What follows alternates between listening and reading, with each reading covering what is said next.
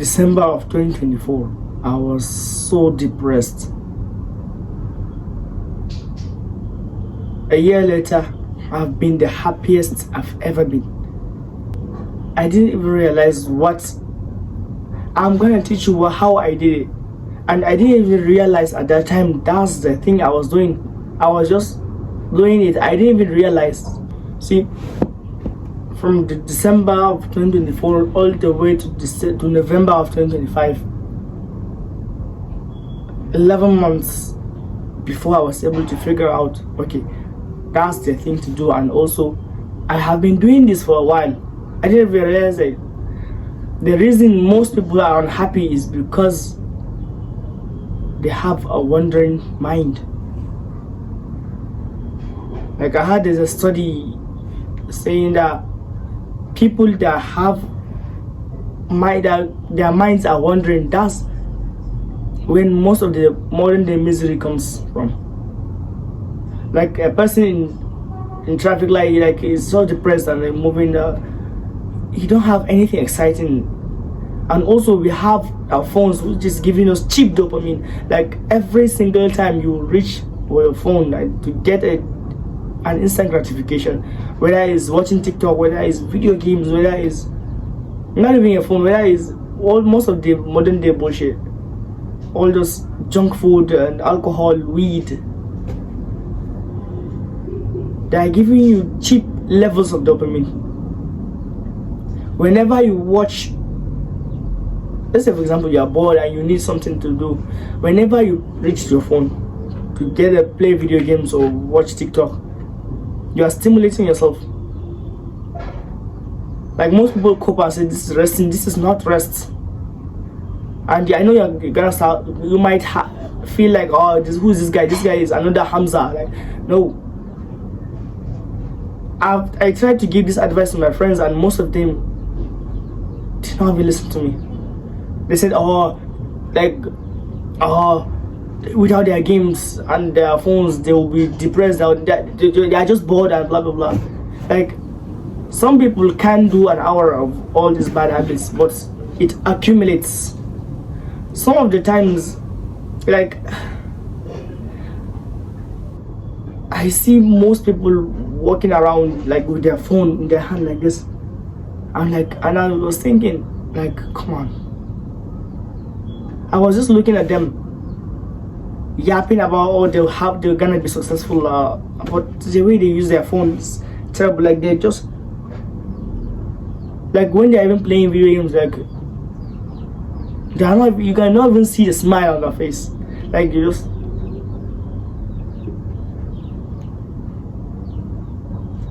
occasionally you maybe feel them haha, but most of the time, is this the kind of life you want to live? There was a protocol I went on, which is dopamine detox. There are several videos talking about dopamine detox, but the way I did it was special. I didn't like just, okay, I did not even declare a day, okay, I'm gonna start dopamine detox today. My own definition for dopamine detox is that reduce as much cheap dopamine as you have and increase as much healthy levels of dopamine. Why? Because I was just at that time I called off all those things and I was depressed. I was trying to do Qur'an while my friends was barging in, like trying to have social life, but I was getting pissed off because I was focused on one single goal and I was like goal centered. Like, I was trying to force out Qur'an. I know Qur'an is a noble goal, but I tried to force it out because I was just, okay, I have to do this. I didn't even give my friends some time. I was just, I must do the Qur'an. Like, it must happen to me. Like, this is not how the world works. I didn't even realize I was reducing the kind of dopamine I was having, but I was still engaging in some activities like watching YouTube. The way I see some creators, they say like you have to just reduce your levels of dopamine. You can try reducing your levels. Some of them would say you replace those activities, but I didn't realize I was just reducing it I was not entering Snapchat, Instagram. I had no fun for all these things. I only was addicted to YouTube until recently. That I deleted YouTube whenever I have something important to do, and that's the interesting part. I just go into youtube.com and watch the video, even if it's 10 hours. Most people think like you just have to cut everything and just focus on like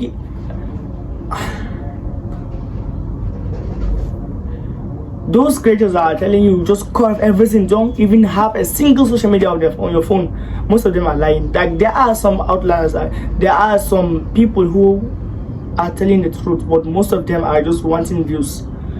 You can get, but don't like, there's a trap, like there's a vicious cycle. Whenever you have something important to do, you can go at that place. It's totally okay. Like after you're done, just close it and get out of that place, because it's a vicious cycle.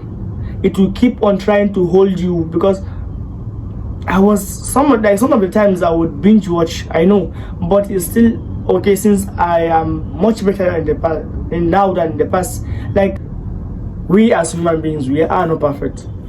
We are striving to have a level whereby all this is just relevant. Like I've been meditating for a while now. I've been meditating, and this is the longest I've ever meditated. I did it for like 17 days now, and honestly, like it's much. I feel so much present. I feel so much happier because I don't have all these things that are just like, look at people around you. Most of the people, like when they're even watching a movie, they just lose their remote like this.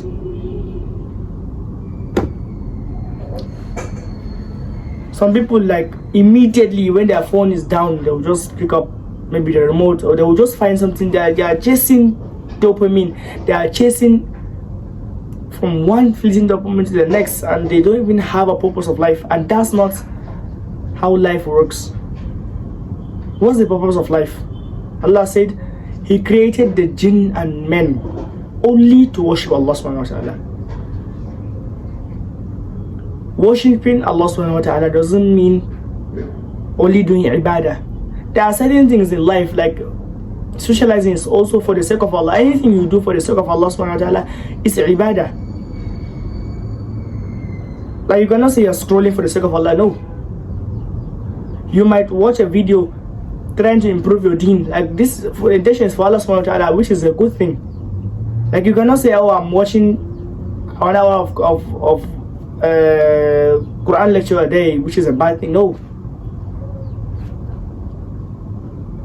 Ibadah is the purpose of life.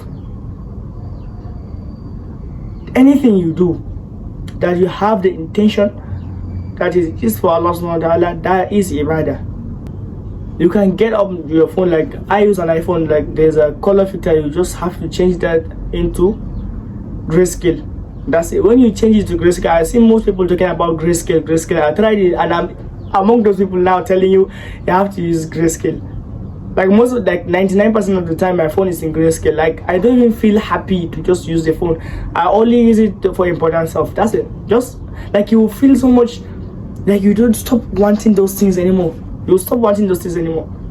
And that's the best part. When you stop enjoying those cheap dopamines, and that's the time you will start focusing on the healthy levels of dopamine by eating clean, meditating, doing cold showers, exercising. You will start to delay gratification, and that's the purpose of life. Doing salah is one of the ultimate delay gratification. Look at fasting. You'll be fasting, delay gratification as well. Like in fact, Islam in a whole teaches us delayed gratification. The ultimate goal to enter Jannah, and you cannot find Jannah like in this. It's like in fact, most delayed gratification you will find them maybe in like a year, some of them 5 years, some of them 10 years. But in fact, it's not even this world. Like you cannot even comprehend. Even if they give it to you now, you will not be able to use it. Like it's just too big for you. That is why it is delay. Like training yourself to delay gratification, and that's one of the sweetest skill. That's one of the best skill to have, to delay gratification. Most people chase dopamine while you will be chasing healthy levels of dopamine. Most people are chasing instant gratification while you will be chasing delayed gratification. By doing that, you will start to cultivate many things. Like in the process, like you just live like that for like a year. I'm promising you, bro. Like I'm also on the protocol right now. Most people will say, "Oh, this guy is not successful." Like I know for sure what I'm talking about. Like I'm the most like I've been the most happiest in years. Ever since like I have a phone, I've been like, I'm not like this depressed or suicidal, no, but I wasn't having these levels of happiness. You will not find me most of the time online because I don't even feel like I like those things, and that's one of the essence. In the past, I was having YouTube like 5 hours a day watching YouTube, but now I don't even watch YouTube anymore. Maybe once or twice, maybe like sometimes I might check it to like learn and all these things, but I'm genuinely happy. You can see with a smile on my face. At the same time, like when you around that people who say, okay, I've solved this thing, but I'm still not happy. One of the most frequent things that the Prophet ﷺ is doing. Can you guess that? What that is? Can you guess what that is? Smiling. The Prophet ﷺ smiled more than anyone in this world. He was always smiling. Like when you're smiling, you start feeling happy. Like right now, I'm already happy because I'm smiling to the camera now. I'm smiling to you. That is why I'm happy.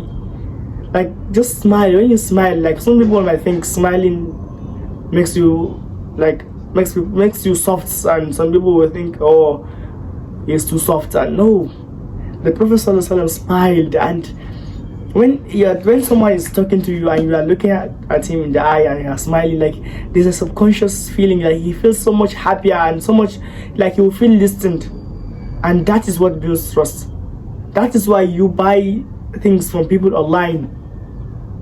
This is one of the best things. Like you don't even know the person, but the way he talks to you, the way he smiles, the way he walks, the way he does his things, like with character, with humility. That's the purpose of life. You have to enjoy every single like enjoyment doesn't mean all these bushy fun activities, partying. No, enjoy the ibadah, enjoy the things. I want you to remember who you wanted to be.